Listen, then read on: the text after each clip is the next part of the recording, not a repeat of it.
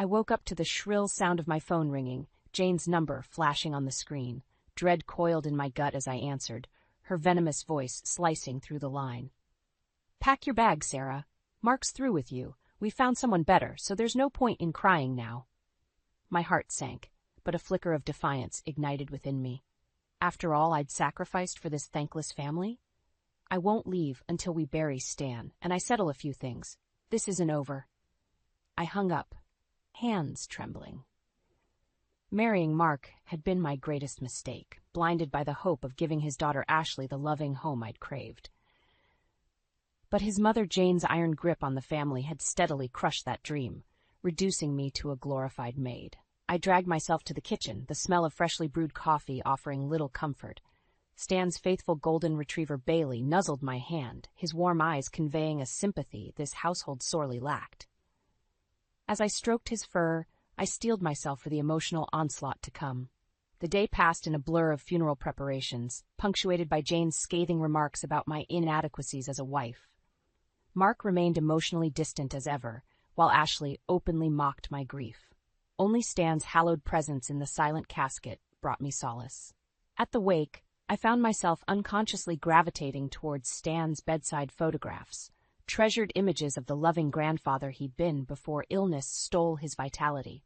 In those final months, our bond had blossomed from my role as his caregiver into a friendship forged by shared suffering.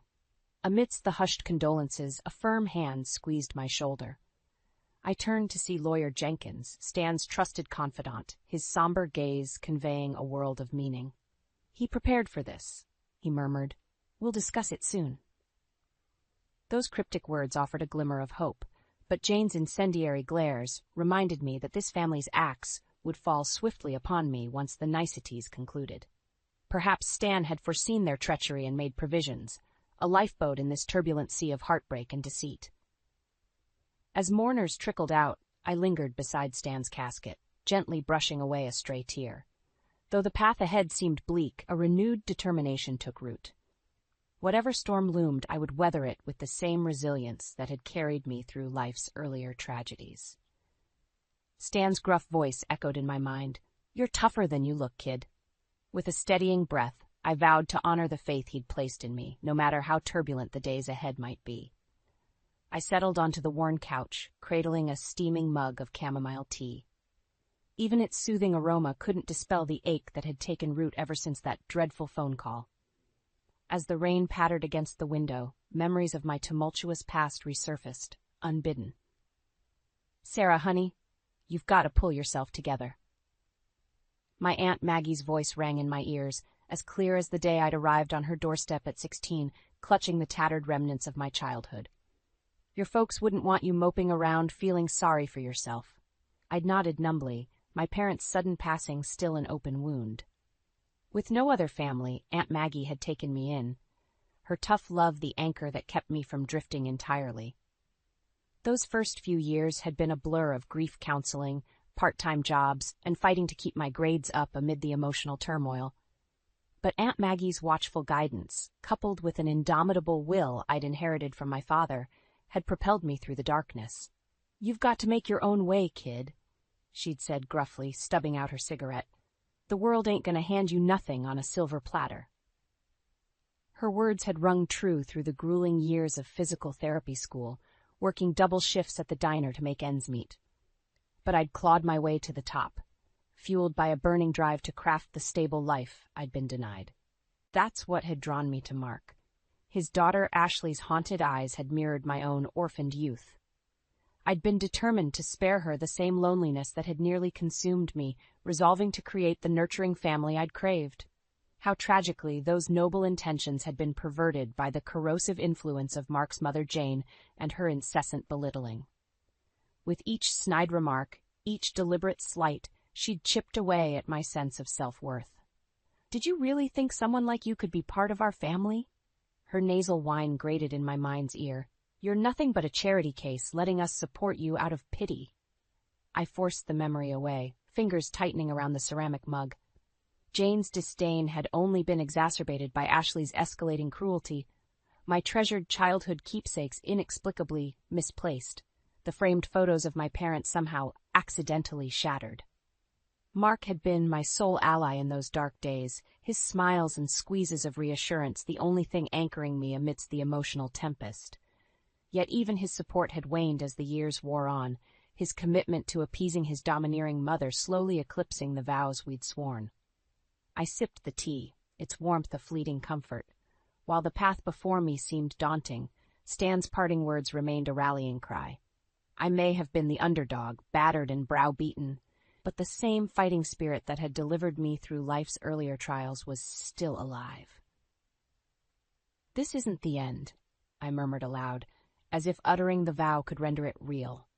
Not by a long shot.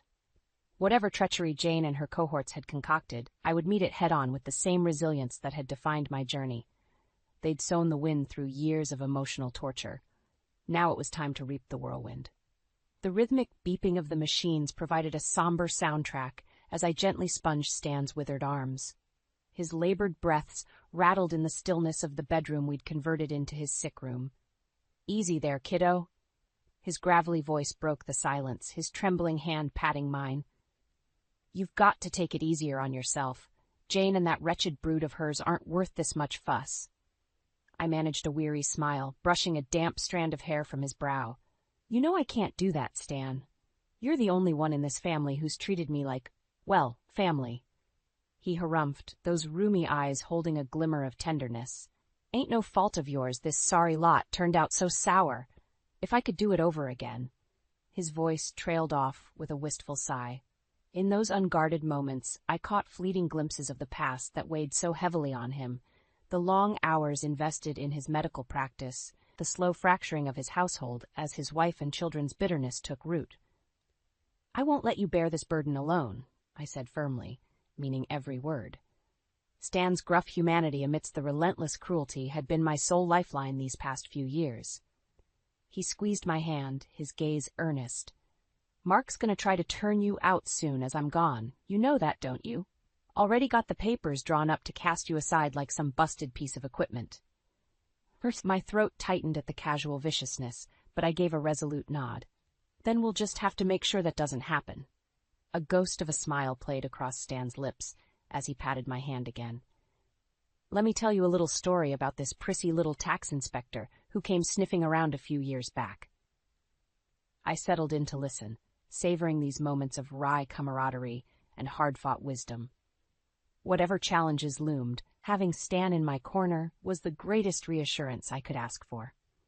In the days that followed, I doubled my efforts to ease Stan's discomfort, our conversations taking on a bittersweet poignancy. Whether regaling me with pranks from his medical school days or offering nuggets of unexpected life advice, he seemed determined to share every scrap of himself before the end.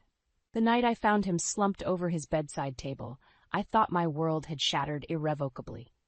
"Stan! Stan!" I shook his shoulders frantically until those eyes flickered open, his breathing shallow. He gripped my arm with surprising strength, his gaze boring into mine. "Sarah, you listen to me, you hear? I'm leaving you set up proper." A racking cough cut him off as I fumbled for the emergency call button. "Save your strength, Stan. The paramedics are on their way." He wheezed, mustering what little remained of his formidable will. "Don't." Another cough racked his brittle frame. "Don't let them." I squeezed his hand, blinking back hot tears. "I won't, Stan. I promise." Those cloudy eyes held mine for a heartbeat longer before rolling back in his head. Grief engulfed me, yet within its depths smoldered a renewed determination, a promise to honor his faith and make good on those vows, no matter who stood in my way. His final, wheezing exhalation marked the end of an era and the beginning of my war against those who would see me crushed. The days blurred together into an endless cycle of medications, sponge baths, and Stan's labored breathing.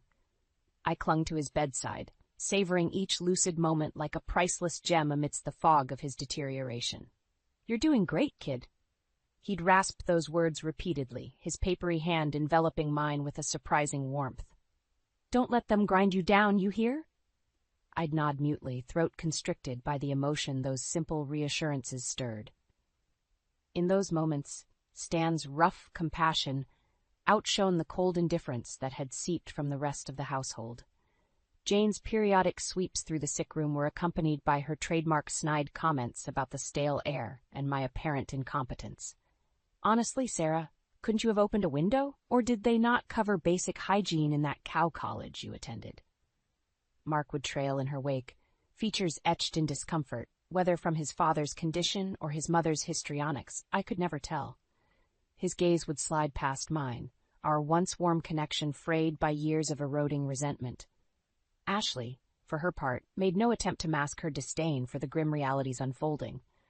I can't be around all this dying oldness, she'd sneer, flouncing from the room with a roll of her eyes. It's like totally morbid. Only Bailey, Stan's faithful golden retriever, provided a constant, uncomplicated source of comfort. He'd settle at the foot of the bed, his liquid brown eyes fixed on Stan's withered form as if standing in unwavering vigil. In those still moments, I could almost convince myself that affection still flickered in this hollow shell of a home. Then, one leaden afternoon, chaos erupted, Stan's heart monitor shrilling as his frame contorted with a massive seizure.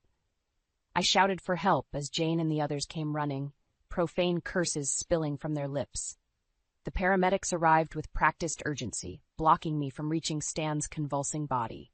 Through the tangle of limbs and shouted orders, I locked eyes with him for the barest instant, those cloudy irises holding a lifetime of rueful regret and a silent plea.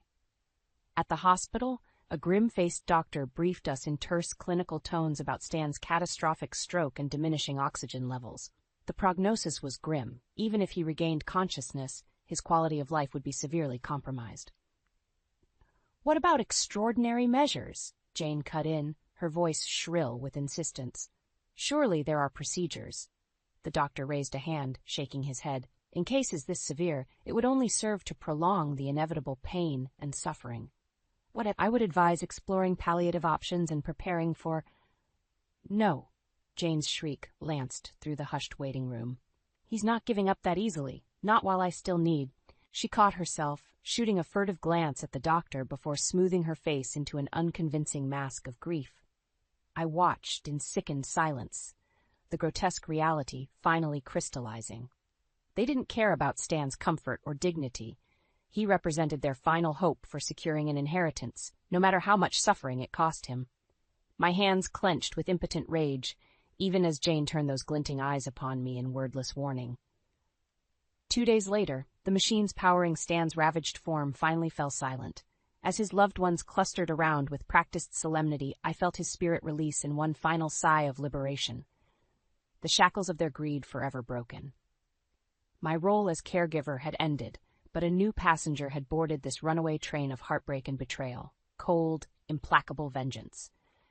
Jane's cruel gaze drilled into me like a dagger's point, but this time I met it with steely defiance. "Pack your things and get out." Her nasal tones cut through the stifling air like a scythe. "You're utterly useless to this family now." A tremor of grim satisfaction coursed through me as I straightened my spine. "I'm not going anywhere," I said quietly, "until we put Stan to rest, and I settle a few scores that are long overdue." I stood my ground as Jane's face purpled with apoplectic rage. "How dare you make demands after everything we've done for you?" she sputtered. "We kept a roof over your worthless head out of pity." Mark shifted uncomfortably beside her. "Sarah, maybe we should all take a step back and—" "Don't you coddle this ingrate." Jane's shrill tones sliced through his attempts at diplomacy. "I want her out before the funeral. She'll only make a spectacle with her hysterics." Jaw clenched, I fought for composure in the face of her venomous tirade. Exploding in impotent fury would only vindicate her disdain. Ashley sidled up beside her grandmother, smirking derisively. "Yeah, beat it, Sarah. We don't need some sad sack charity case raining on the parade." She snapped her gum obnoxiously. "It'll be a relief not having you moping around anymore." I fixed my gaze on Mark, willing him to reclaim the decency I'd once loved him for, but his eyes skittered away guiltily, and I knew in that moment he'd traded his backbone for Jane's approval long ago. Mustering every ounce of poise, I held up a staying hand. "I'll go once we've laid Stan to rest properly. After that."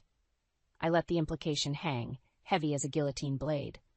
Jane opened her mouth, but whatever retort she intended withered in the face of my resolute stare. For once her raptor glare had found its match.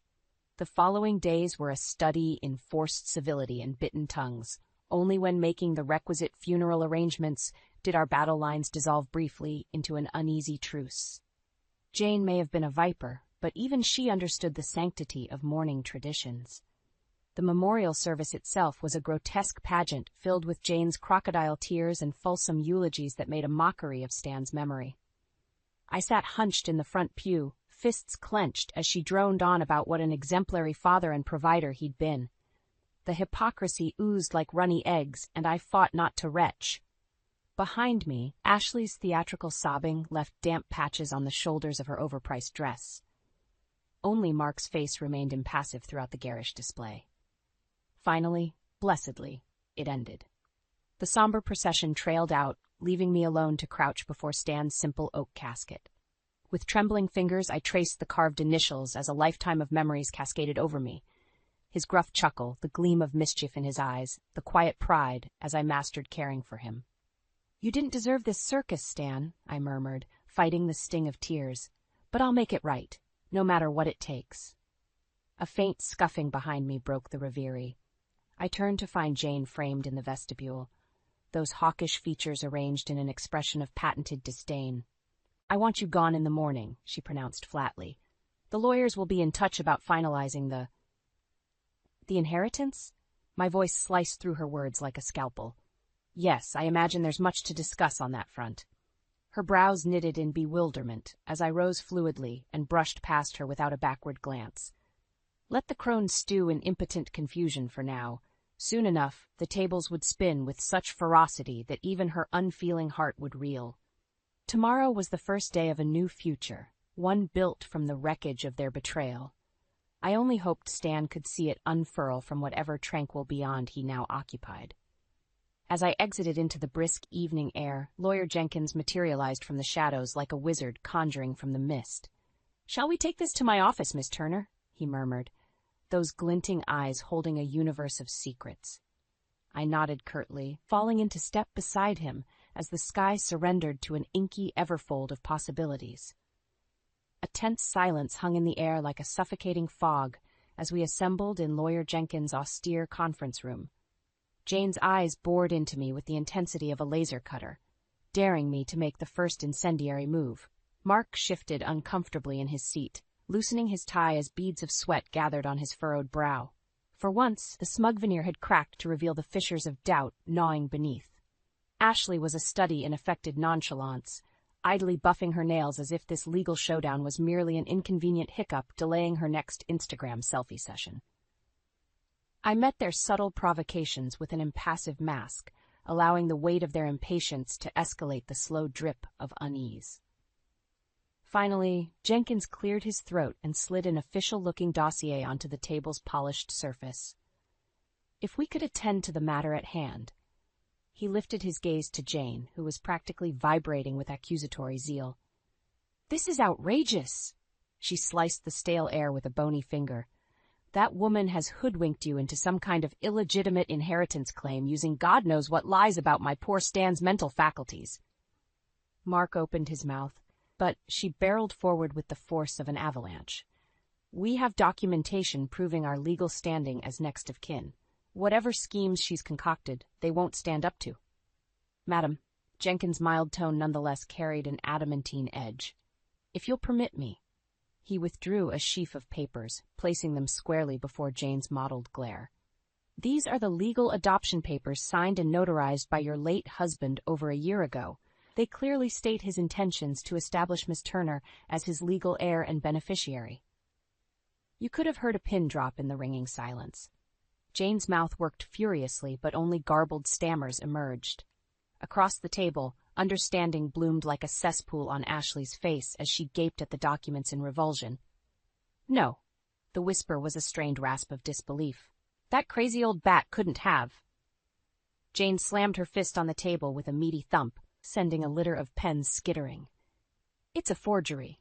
Everything she's done since worming her way into our lives has been a ploy to swindle my family's rightful inheritance." With a weary sigh, Jenkins produced another folder, extracting a handwritten letter that he slid towards Mark's ashen countenance. I regret this letter was necessary, but given your, shall we say, troubled family dynamics, your father insisted on making his wishes explicit and legally binding. The lawyer's gaze flicked to the apoplectic Jane. He knew there would be unpleasantness. As if in a trance, Mark's hand slid the correspondence closer, his eyes devouring each looping scrawl of his father's unmistakable penmanship. I could practically see the ground crumbling from beneath him, eroding every plank in the platform he'd so meticulously constructed around his hollow existence. It can't be, he rasped, anguish twisting his features. Jane snatched the letter with clawed fingers, gulping furiously as the damning text sank its hooks. A ghastly shade of puce crept up her jowls as the true extent of the reckoning became apparent. "You vicious little harlot!" She caterwauled the words in a glass-shattering screech, spittle flying. "You conniving gold-digging witch! I'll see you destitute on the streets before—" Her scream was severed by a violent coughing spasm that racked her frail frame. Jenkins calmly proffered a glass of water, which she swatted away with disdainful fury, only to crumple into a pathetic wheezing heap. The inheritance. Ashley's soft murmur was a blade in the unnerved silence. All those plans, all that money, gone. She turned her gaze to me, naked hatred scorching like twin blowtorches. "You hateful bee. That's quite enough." Jenkins rose smoothly, his tone hardening like carbon under compression. "Miss Turner's legal position as primary beneficiary of the Turner estate is incontrovertible. I suggest you come to terms with that fact and avoid further unpleasantness." The dagger of his stare leveled on Jane, still drowning in her anguish and rage. I held that malignant glare, allowing a fleeting glimmer of vengeance to glint in my irises. It was a meager victory, the opening salvo in a war that still loomed before me. But by God, I would savor it. This was just the beginning of my long-overdue retribution. The Turner clan's reckoning had only begun to unfurl. The weeks following that fateful meeting passed in a blur. Jane's mewling pleas for leniency fell on deaf ears as I steadfastly severed every slimy tendril still binding me to their toxic orbit. "Sarah, please?" Mark's voice had taken on a plaintive, haunted timbre as the reality of his situation congealed into inescapable truth. "We can still work something out, for old time's sake." I fixed him with a level stare, allowing the memory of every slight, every callous disregard for my humanity to galvanize my resolve. "Old times are precisely why there's no going back, Mark. You revealed your true self long ago. I'm just honoring that reality." His shoulders slumped in naked defeat as I turned and walked away without a backward glance. Any residual embers of affection had long since turned to ash on the pyre of their betrayal. Ashley proved equally obstinate in her desperation, resorting to the only arsenal she knew, petulant tantrum and hollow manipulation.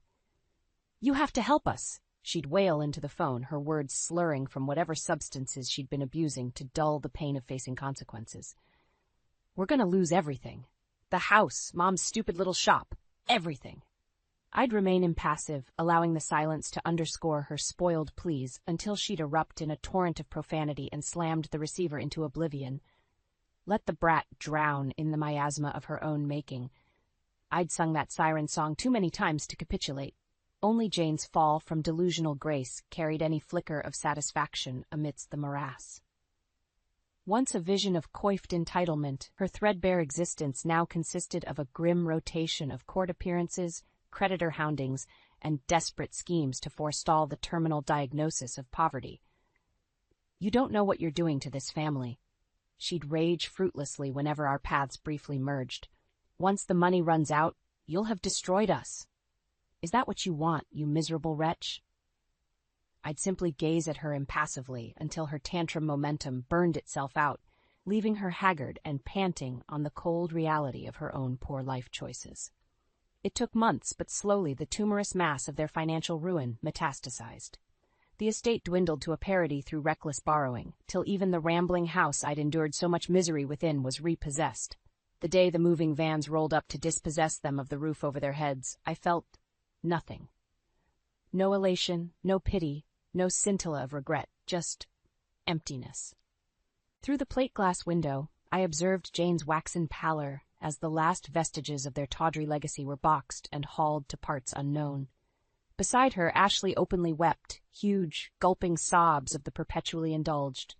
If I squinted, I could almost discern the faintest shimmer of a smile haunting Mark's hollow features. Some tiny fragment of his soul had welcomed this karmic absolution, this cleansing gale scouring the rot from his cloistered existence. As the trucks rumbled away, belching diesel exhaust, I allowed a fleeting reverie, Stan gazing down with a craggy half-grin and an approving nod for the protégé who'd carried his final sacred trust to its inexorable conclusion. The sun dipped low, banishing the departing caravan of change in ruddy brilliance. A new era beckoned on the molten horizon, and I turned to greet it with a lightness I'd never permitted myself in this waking purgatory. In the distance, a solitary bird issued a soaring, hopeful cry of liberation. Or perhaps it was merely the rusty gate of my personal jail finally swinging wide. The crisp autumn breeze carried the faint tang of wood smoke as I pulled into the parking lot of Riverside Rehabilitation Center. My pulse quickened with a mixture of reverence and determination. This hallowed ground represented so much of what I'd sacrificed, but also the promise of a new beginning. As I strode through the gleaming lobby, well-wishers and former colleagues emerged like a receiving line of ghosts. Polite smiles and handshakes blurred in a kaleidoscope of vague familiarity, until finally, mercifully, I found myself ensconced in the hushed sanctuary of my new office. The diplomas and certifications arrayed on the walls seemed to gaze upon me with mute approval. Reverentially, I traced the raised lettering of my physical therapy credentials, hard-won talismans that had been denied their full potential for far too long. A gentle rap forestalled any more introspection. Marcy, the center's merrily plump administrator, poked her head through the door with a warm smile. "All settled in and ready to get cracking, I see. Wonderful to have you back on the team, Sarah." I returned her smile, the first genuine one to grace my lips in recent memory. "It's great to be back home where I belong, Marcy, though I can't promise there won't be some adjustments." She gave me an appraising look, eyes twinkling with humor.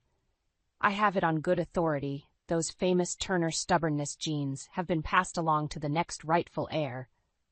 A hearty chuckle escaped before I could stifle it.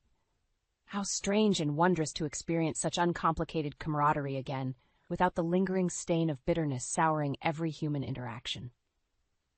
As Marcy's ample form retreated, I settled into the supple leather chair and allowed my gaze to roam the empty office that would soon become the launchpad for my own personal renaissance.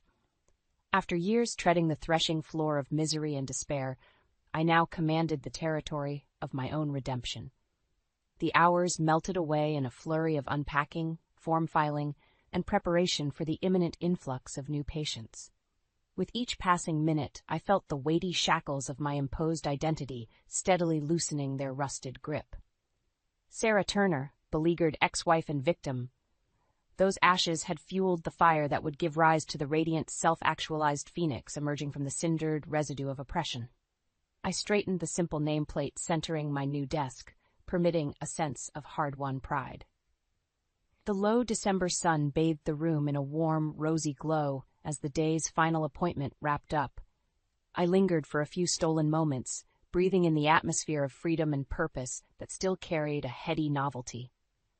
A kernel of wistfulness tugged at the corners of my heart as I traced the names and numbers meticulously scrawled in the logbook, each one representing a battered psyche or broken body yearning to be made whole again.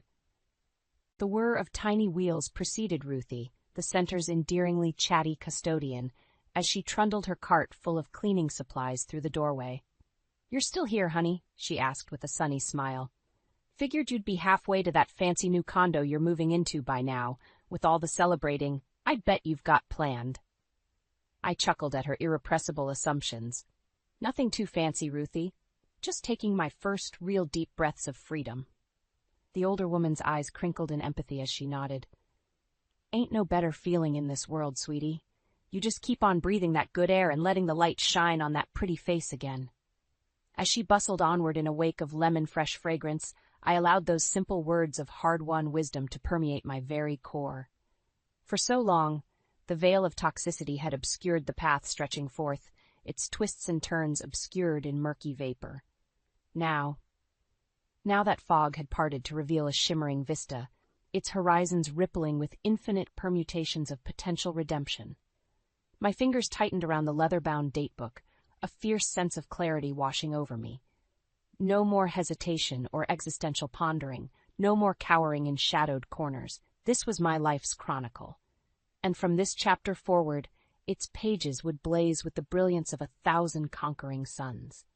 The dim-lit winery felt suffocating as I nursed my glass of Merlot, the rich aroma failing to calm my nerves. Mia's concerned gaze bore into me, her brow furrowed as she waited for me to break the tense silence. "It's Adrian," I finally confessed, my voice trembling. "He's been lying to me about everything." Mia's eyes widened, and she leaned closer, her voice hushed. "What do you mean? What happened?" I took a steadying breath, recounting the events from earlier that evening. I arrived a little early, hoping to surprise him before the tasting event started, but when I stepped into his office, I overheard a heated argument. The memory flooded back, Adrian's usually composed demeanor shattered as he hissed into the phone. "Kara, please, you have to understand." "Kara?" Mia's brow furrowed deeper. "Isn't that his wife's name?" I nodded, my throat tightening. That's when she walked in, this stunning woman, dripping in diamonds and designer labels. She took one look at me and sneered, "So, you're the latest conquest, hmm?" Tears stung my eyes as I recalled Kara's icy glare. Adrian tried to defuse the situation, but she wasn't having it. She turned to me and said, "Let me save you the trouble, dear. That man is a pathological liar, and you're just another pawn in his twisted game." Mia's mouth hung open, her hand gripping mine in a comforting squeeze. "Oh, Lena, I'm so sorry." I shook my head, anger and humiliation swirling within me. "That's not even the worst part." Kara then looked me dead in the eye and said, "If you think you know the real Adrian, you're sadly mistaken. But don't worry, you'll find out soon enough." Mia's grip tightened, her expression a mix of sympathy and fury. That's just cruel. What did Adrian say?"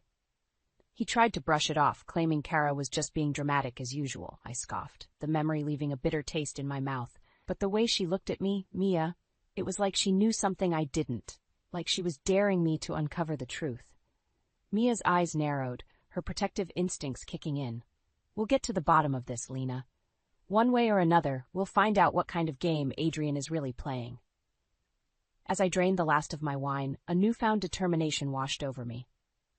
Kara's enigmatic warning echoed in my mind, fueling a desperate need to confront the man I thought I knew.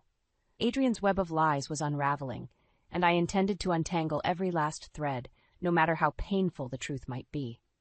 Adrian's mansion loomed before me, its grand facade mocking the turmoil that churned within. As I stepped through the ornate double doors, the overwhelming scent of wealth assaulted my senses, a sickening blend of expensive leather and Adrian's signature cologne. He greeted me with a forced smile, his eyes betraying a flicker of unease. "Lena, my dear, I'm so glad you came." I held up a hand, cutting off his rehearsed pleasantries. "Cut the act, Adrian.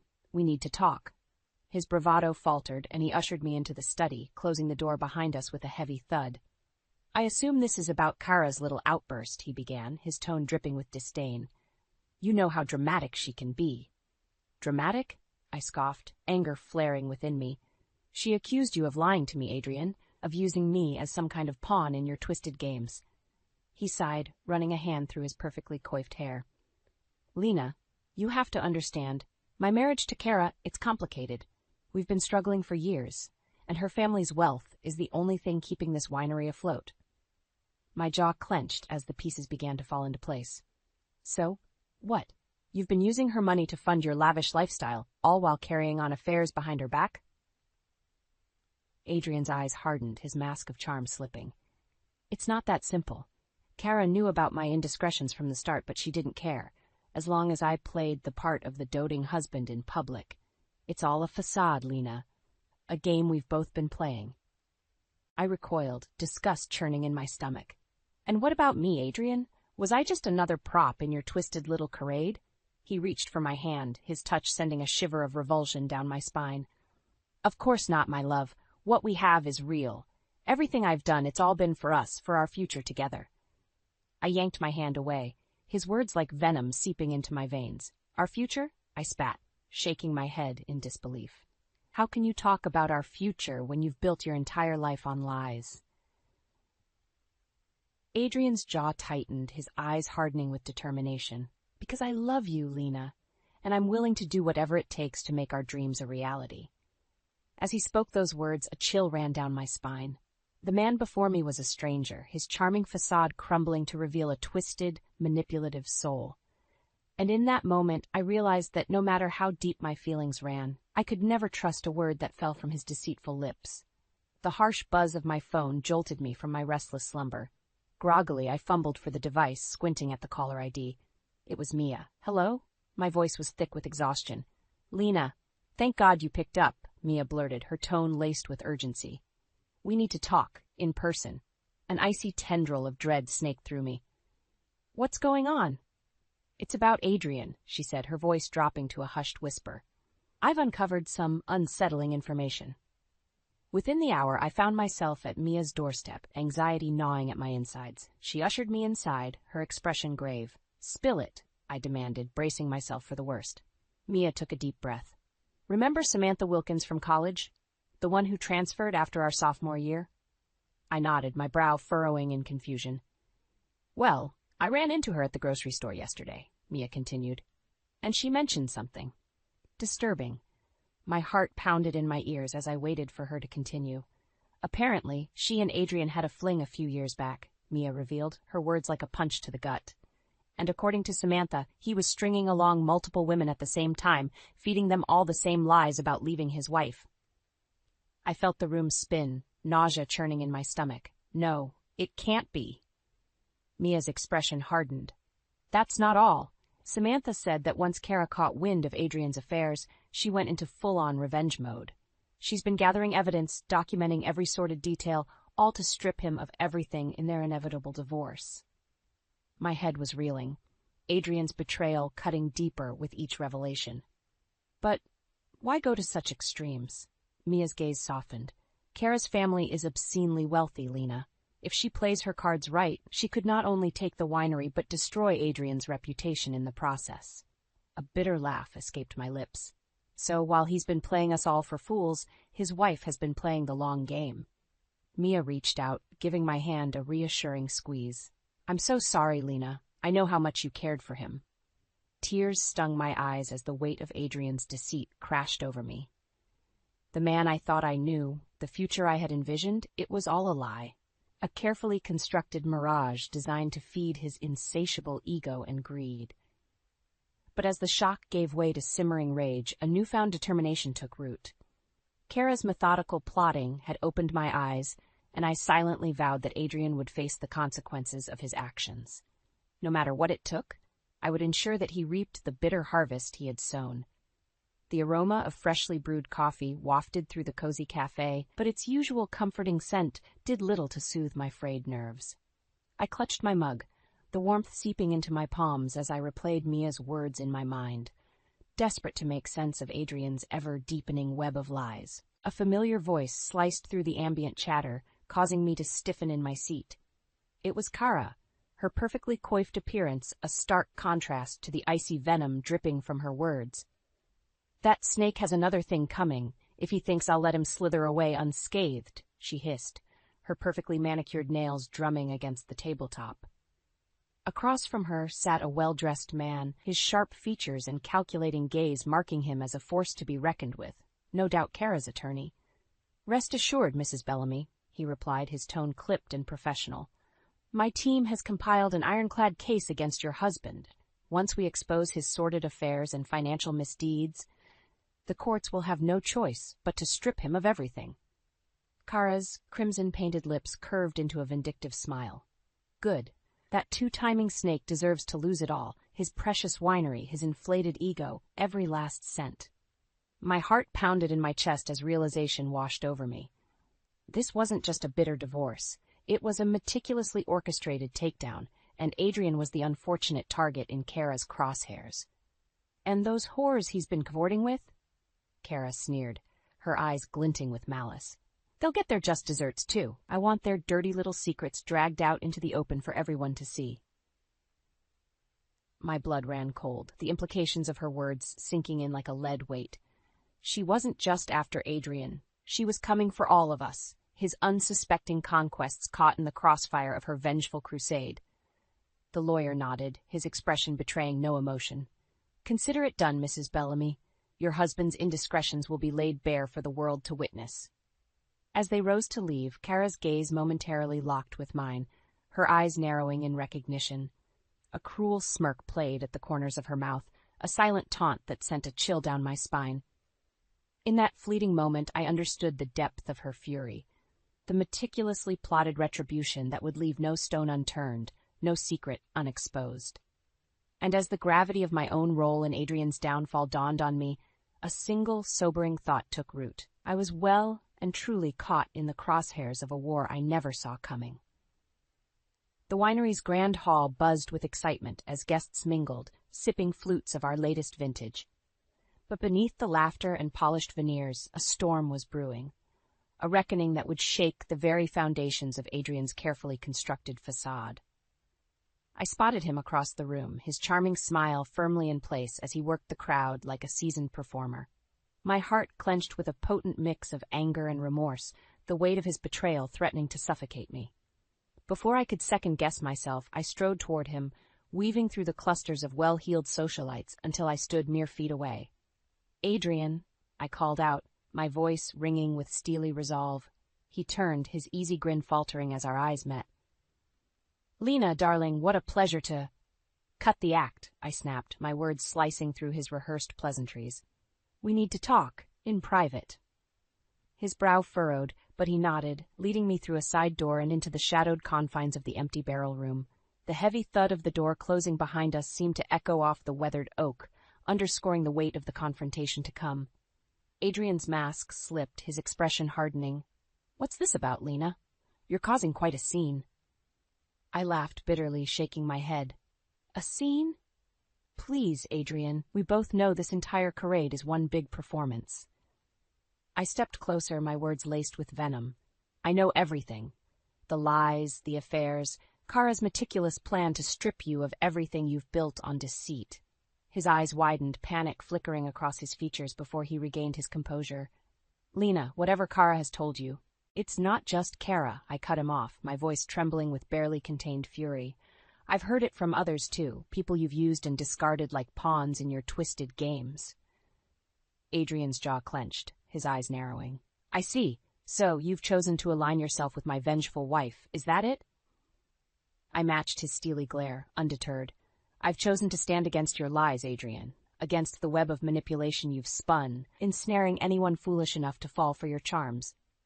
His lips curved into a contemptuous sneer. "And what, pray tell, do you hope to gain from this misguided crusade? A pat on the back from Kara? A fleeting sense of vindication before she casts you aside like the rest of us?" I stepped closer, my voice lowering to a fierce whisper. "I want you to face the consequences of your actions, Adrian. I want you to reap what you've sown, the pain, the humiliation, the utter destruction of everything you've built on deceit." For a moment, Adrian's mask slipped, his eyes flickering with genuine fear. But just as quickly, his bravado returned, a cruel smirk twisting his features. "Very well, my dear," he purred, his voice laced with menace. "If it's a war you want, you'll have it. But mark my words, when the dust settles, you'll deeply regret throwing in your lot with Kara." As he turned on his heel and stormed out, I couldn't help but shiver at the ominous promise lingering in his wake. But any trepidation was overshadowed by a fierce determination, a resolve to see this bitter feud through to its inevitable, catastrophic end. Come what may, Adrian would face the consequences he so richly deserved.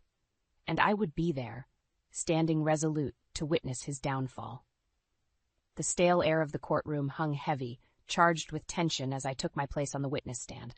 Across the aisle, Adrian sat rigidly, his once charming veneer cracked and fading under the harsh reality of his impending reckoning. Kara's attorney, Mr. Morris, approached me, his gaze steely and calculating. "Ms. Rivers, please state your relationship to the defendant." I swallowed hard, my mouth suddenly dry.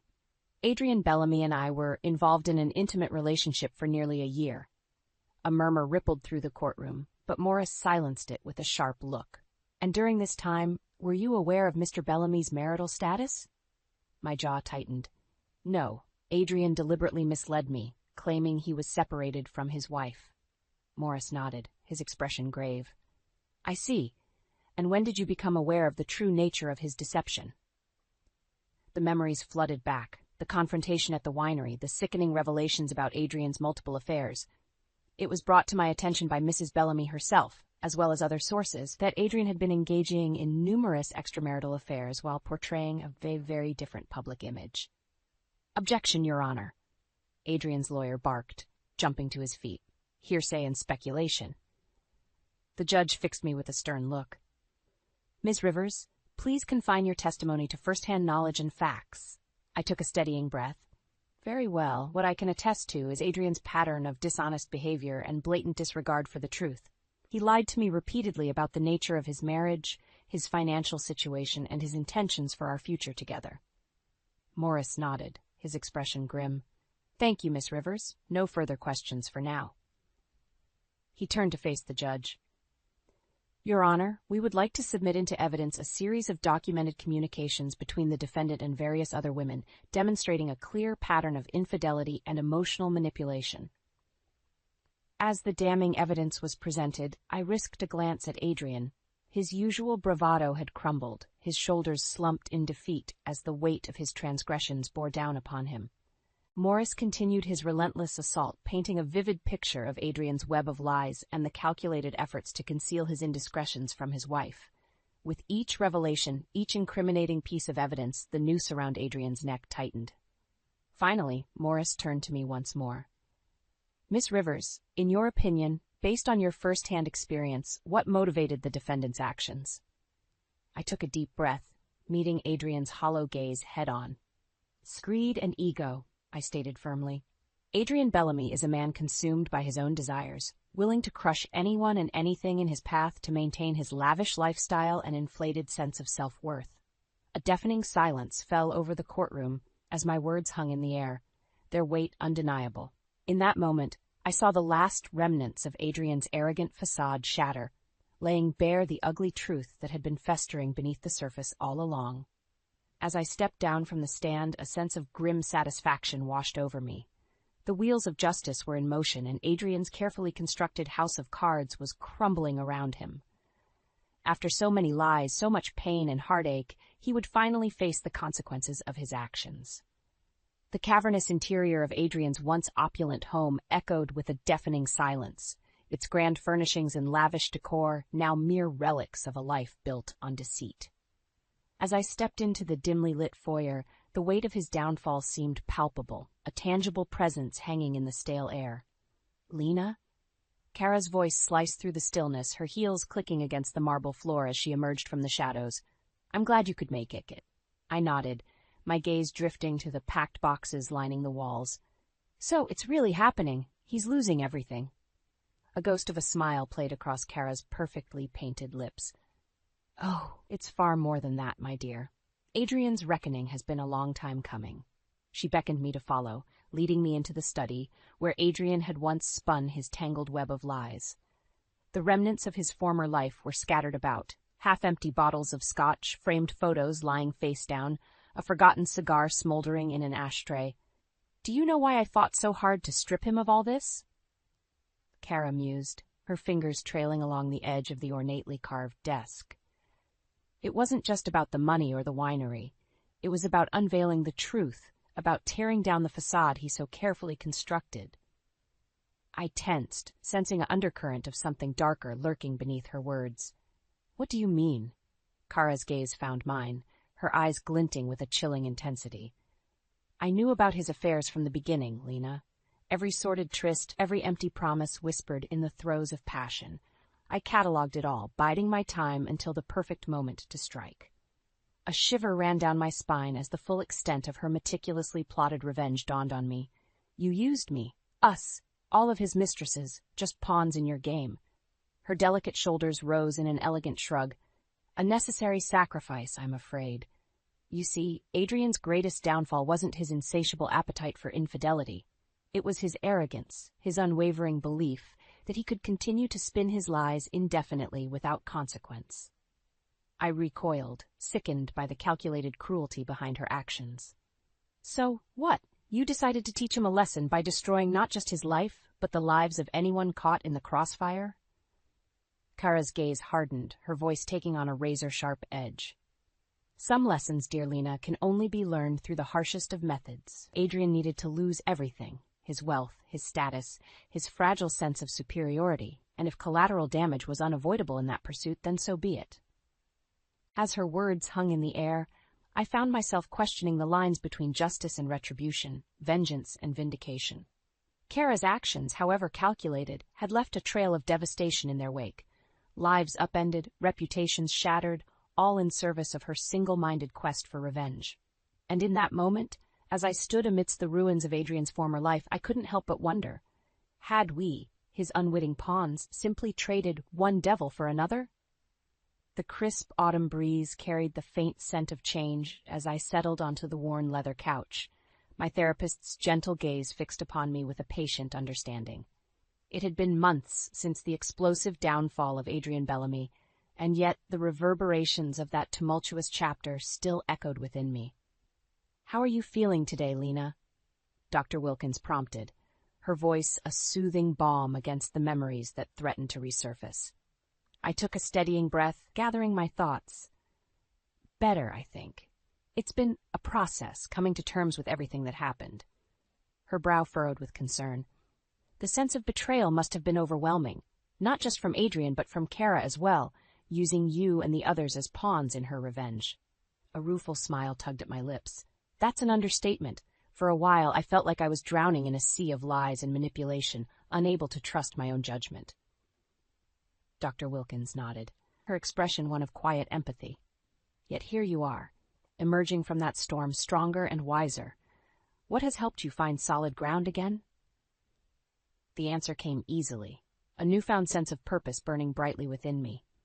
Helping others who have been through similar situations, lending an understanding ear, offering guidance and resources, it's been cathartic in a way.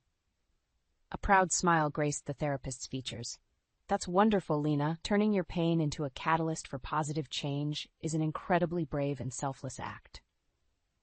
As our session drew to a close, I stepped out into the crisp air, inhaling deeply. The weight that had once threatened to crush me had lightened, replaced by a steely resolve and a profound sense of growth. Later that evening, as I sipped a glass of rich Cabernet, my phone buzzed with an incoming call. It was Mia, her voice tinged with a mix of sympathy and triumph. "Lena, did you hear? Adrian's been spotted, living out of a run-down motel on the outskirts of town." A pang of something indescribable tugged at my heart, a strange amalgam of pity and vindication. The man who had once commanded such wealth and prestige had been reduced to a shadow of his former self, his grand ambitions crumbling beneath the weight of his own misdeeds. "I did hear, yeah," I replied, my voice steady. "It's a lot to take in, seeing how far he's fallen." Mia's tone softened. "Are you going to be okay? I know this whole ordeal has been incredibly difficult for you." A soft, resolute smile curved my lips as I gazed out at the setting sun, its warm hues painting the sky in vibrant shades of redemption. "I'm going to be just fine, Mia. In fact, I've never felt more ready to embrace the future, one free from Adrian's twisted lies and the toxic cycles of deceit." As I uttered those words, a profound sense of peace washed over me, a quiet affirmation that the darkest chapters of our lives possess the power to reshape us, to forge us into beacons of strength and resilience. The road ahead was uncertain, but one thing was crystal clear. I would never again surrender my truth to the whims of those who sought to diminish it. Adrian's reign of deception had met its demise, and in its ashes, a fiercer, wiser version of myself was rising, ready to face the world on my own terms.